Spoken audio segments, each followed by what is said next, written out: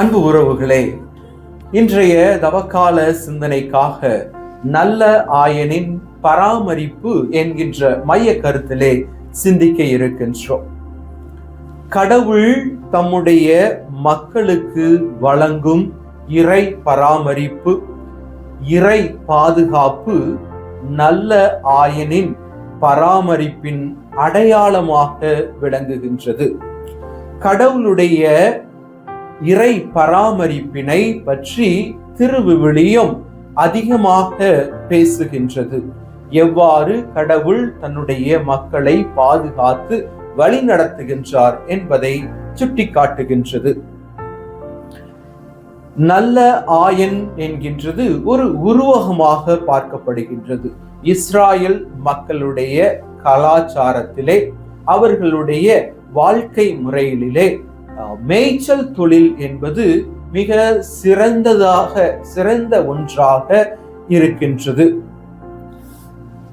Israel மக்களுடைய சமூகத்திலே மேய்ப்பர்கள் அதிகமாக மிக முக்கிய பங்கு வகிப்பதையும், கடவுள் மேய்ப்பராகவும் மக்கள் ஆடுகளாகவும் மந்தைகளாகவும் உருவகிக்கப்படுகின்றார்கள்.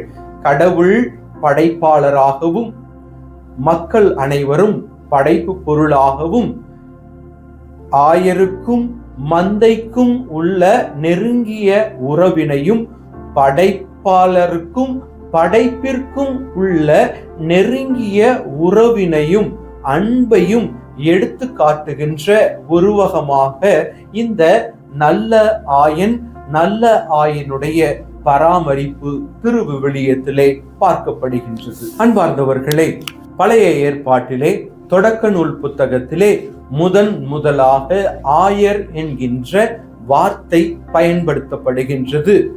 யாக்கோபு இந்த வார்த்தையை தன்னுடைய அனுபவத்தை கொண்டு குறிப்பிடுகின்றார். யாக்கோபு தன்னுடைய புதல்வர்களை ஆசீர்வதிக்கின்ற பொழுது தொடக்க நூல் புத்தகம் 48வது அதிகாரம் 15வது வசனத்திலே இவ்வாறாக குறிப்பிடுகின்றார்.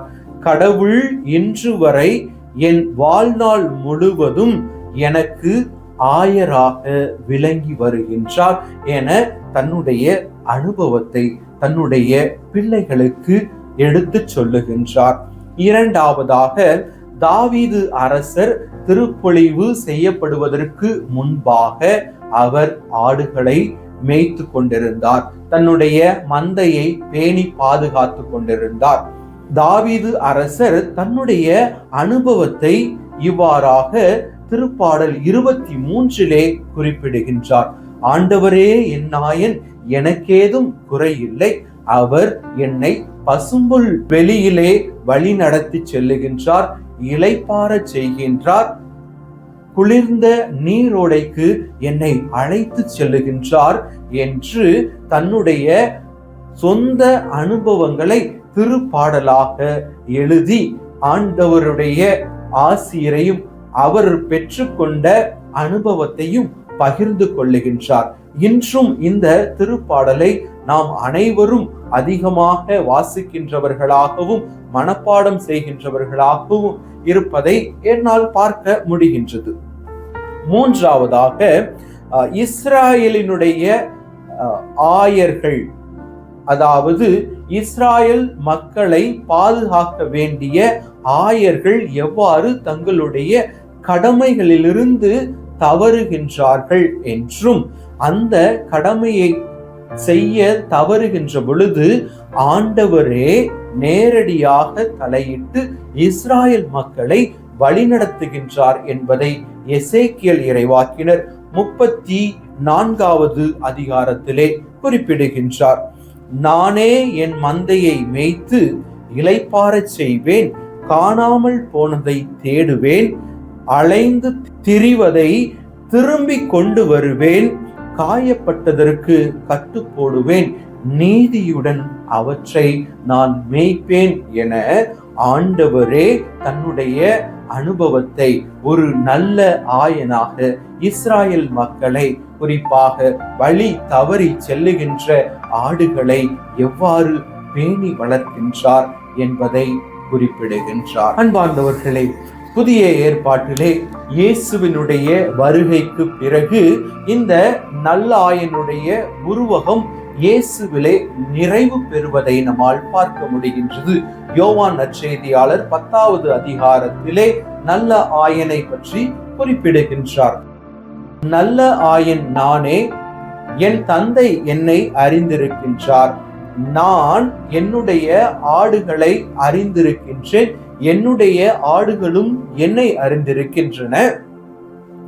நல்ல ஆயன் தன்னுடைய ஆடுகளுக்காக உயிரையே கொடுக்கின்றார் என இயேசு நல்ல ஆயனுடைய அர்ப்பணிப்பையும் தியாகத்தையும் அன்பின் வெளிப்பாடாக எவ்வாறு தன்னையே முழுமையாக ஆடுகளுக்கு கொடுக்கின்றார், அர்ப்பணிக்கின்றார், தியாகமாக கொடுக்கின்றார் என்பதை இந்த நல்ல ஆயனுடைய உவமை நமக்கு குறிப்பிடுகின்றது. லூக்கா நற்செய்தியிலே காணாமல் போன ஆட்டினுடைய உவமையை பற்றி பார்க்கின்ற பொழுது 99 ஆடுகளை விட்டுவிட்டு காணாமல் போன ஒரே ஒரு ஆட்டினை தேடி பின் செல்லுகின்றார்.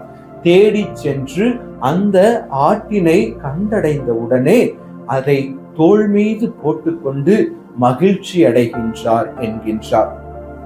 ஆக ஒரு தனி நபர் எவ்வளவு முக்கியத்துவம் வாய்ந்தவர், தனி மனிதனுடைய உரிமையை பேணி காக்கின்றார், தனி மனிதருக்கு மிக அதிக கவனம் செலுத்துகின்றார், அதை தேடி சென்று அரவணைத்துக் கொள்ளுகின்றார். இதுதான் நல்ல ஆயனுடைய மிக உச்சகட்டமான ஒரு அன்பாகவும் தியாகமாகவும் நம்மால் பார்க்க முடிகின்றது. அன்பார்ந்தவர்களே, தொடக்க கால திருச்சபையிலே நல்லாயன் என்பது தலைமைத்துவத்தை குறிப்பதாகவும் திருச்சபையை வழிநடத்துகின்ற தலைவர்களை குறிக்கின்றதாகவும் இருக்கின்றது. இயேசுவினுடைய வழி வருகின்றவர்கள் இயேசுவை போல அக்கறையுடனும் நேர்மையுடனும் தாழ்ச்சியுடனும் தங்களுடைய மந்தையை பேணி காக்க வேண்டும் என பேதுரு தன்னுடைய முதல் திருமுகம் 5வது அதிகாரம் 2-4 முடிய உள்ள வசனங்களிலே குறிப்பிடுகின்றார். உங்களுடைய பொறுப்பிலே இருக்கின்ற மந்தையை நீங்கள் மேய்த்து பேணுங்கள், கட்டாயத்தினால் அல்ல, கடவுளுக்கு ஏற்ற மன உவப்புடன் மேற்பார்வை செய்யுங்கள், ஊதியத்திற்காக அல்ல, விருப்பத்தோடு பணி செய்யுங்கள், அடக்கி ஆளாமல் மந்தைக்கு முன் மாதிரியாக இருங்கள் என்று குறிப்பிடுகின்றார்.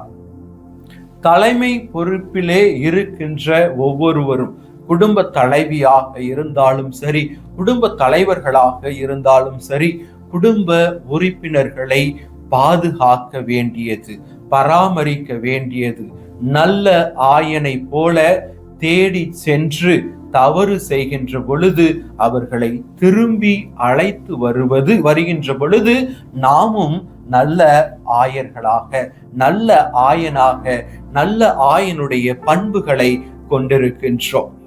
திருவெளிப்பாட்டு புத்தகம் 7வது அதிகாரம் 17வது வசனத்திலே அரியணை நடுவில் இருக்கின்ற ஆட்டுக்குட்டி அவர்களை வாழ்வு அளிக்கும் நீரூற்றுக்கு வழிநடத்தி செல்லும், கடவுள் அவர்களின் கண்ணீர் அனைத்தையும் துடைத்திடுவார். அன்பிற்குரியவர்களே, கடவுள் நம் அனைவருடைய கண்ணீரையும், குறிப்பாக இன்று நாம் அழுது கொண்டிருந்தால், புலம்பிக் கொண்டிருந்தால், துன்பப்பட்டு கொண்டிருந்தால், அசாதாரணமான சூழ்நிலையிலே பாதிக்கப்பட்டிருந்தால், நம்முடைய அனைவருடைய கண்ணீரையும் துடைக்கின்றவராக இருக்கின்றார் என நம்பிக்கையோடு வாழ்வோம், நம்பிக்கையோடு நம்முடைய அன்றாட வாழ்க்கையை துவங்குவோம். இன்றைய தவக்கால நற்செயலாக நல்ல ஆயனின் பண்பான நோயுற்றவர்களை, தனிமையிலே இருக்கின்றவர்களை சென்று ஒரு ஆறுதல் மொழி கூறுவோம்.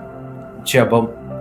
எல்லாம் வல்ல இறைவா, எங்களுடைய குடும்பங்களிலே, நிறுவனங்களிலே நாங்கள் நல்ல ஆயனுடைய பண்புகளை கொண்டிருக்க உதவி செய்யும். ஆமென்.